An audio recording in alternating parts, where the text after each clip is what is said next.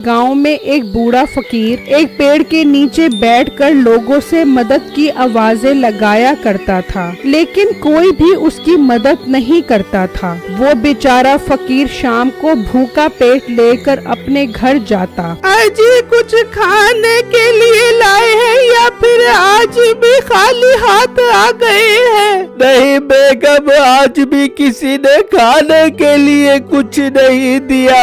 इसका मतलब आज भी हमें खाली पेट ही सोना पड़ेगा।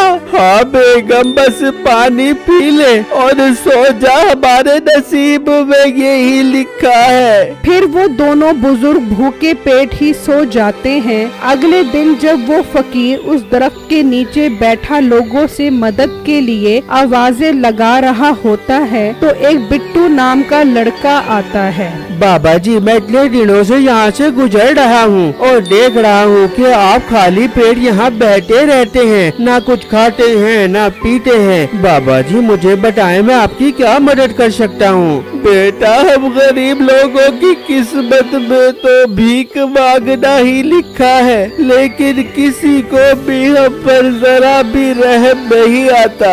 हम तो कई दिनों से खाली पेट सो रहे हैं। बाबा जी आप बिल्कुल ठीक कह रहे हैं, यहाँ तो लोग झूठे फराडी लोगों को पसंद करते हैं। बाबा जी आप फिक्र मत करें, मेरे साथ चढ़े, मैं आपको दिखाता हूँ कि फराडी लोगों से पैसे कैसे निकलवाते हैं। बेटा मैं कुछ समझा नहीं तुम्हारी बात का मतलब।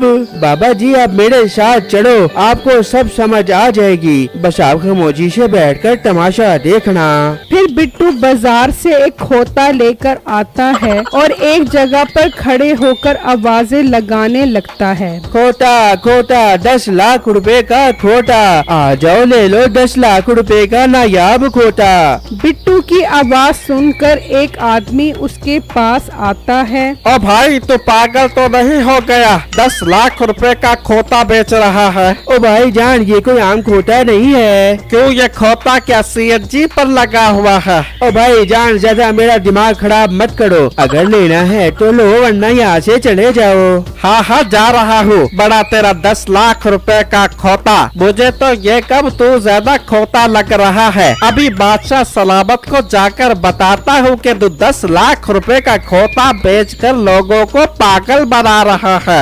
ये कहकर वो आदमी वहाँ से चला जाता है तो बिट्टू फिर आवाजें लगाने लग जाता है। खोता 10 लाख रुपए का खोता, ताजा ताजा मीठा मीठा खोता, 10 लाख रुपए का खोता ले जाओ, ये ऑफर महदूद मुद्दत के लिए है। वहाँ वो आदमी बादशाह सलामत के पास आता है तो बादशाह उसे कहता है, क्या हुआ हमारे वजीर को, क्या परेशानी है? बादशाह सलामत, आपकी सल्तनत में लोगों के साथ धोखा किया जा रहा है। वजीर ये तुम क्या कह रहे हो? हमें अपने कानों पर यकीन नहीं आ रहा। हमारी सल्तनत में हमारी राया के साथ कौन धोखा कर रहा है? बादशाह सलामत, एक लड़का बाजार में खड़ा होकर 10 लाख रुपए का खोता बेच रहा है। क्या 10 लाख रुपए का खोता? वो खोता के सोने की लित करता है जो वो 10 लाख रुपए का दे रहे हैं। बल्कि इसी वजह से तो मुझे उसके ऊपर गुस्सा आया है कि आपके दौरे हुकूमत में आप ही के इलाके में लोगों को उल्लू बनाया जा रहा है। मलका दरबार के मुलाजिमों को बोलो हमारी गाड़ी निकालें, हम अभी उसके पास जाएंगे। बादशाह आराम से बैठ जा, बड़ी तेरी गाड़ी, हारन के अलावा उसकी सारी चीजें बजती है, चल पैदल चल उनके पास।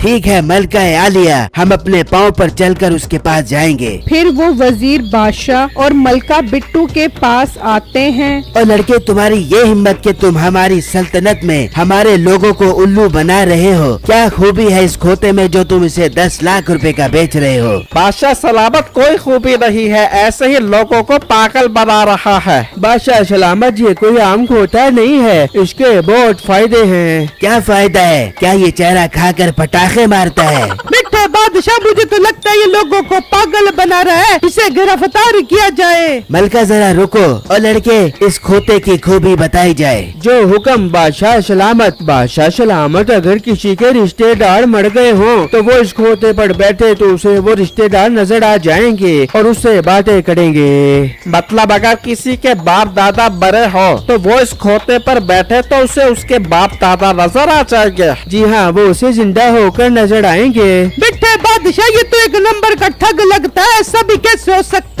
लड़के, अगर तुम्हारी बात सच्ची हुई तो हम तुमसे ये खोता 20 लाख रुपए का खरीदेंगे। जी बादशाह सलामत, आप इस पर बैठकर इसे चेक करें, लेकिन एक शर्त है बादशाह सलामत। ओए लड़की, अब कौन सी शर्त है? जी मलका सलामत, शर्त ये है जो ईमानदार और नेकदिल इंसान इस पर बैठेगा उसे अपने रिश्तेदार नजर आएंगे और जो बेईमान होगा उसे नजर नहीं आएंगे। वाह, ये तो बहुत काम का खोता लग रहा है। चल मेरे वजीर, इस पर बैठ जा, अभी तेरी ईमानदारी का पता लग जाएगा। अच्छा बादशाह सलामत, मैं अभी खोते पर बैठता हूँ। मैं तो बहुत ईमानदार हूँ, मुझे मेरे रिश्तेदार नजर आएंगे। फिर वजीर खोते पर बैठ जाता है, लेकिन उसे कोई रिश्तेदार नजर नहीं आता। ये तो मुझे कोई नजर नहीं आ रहा, इसका मतलब ये मोटा हमें धोखा दे रहा है। और अगर मैंने बादशाह को कहा कि मुझे कोई नजर नहीं आ रहा तो ये मुझे बेईमान समझेंगे। हाँ वजीर, कुछ नजर आ रहा है। हाँ बादशाह सलामत, मेरे अब्बू जान नजर आ रहे हैं। अब्बू जान, क्या हाल है आपका? अब्बू जान, मुझे आपकी बहुत याद आती है।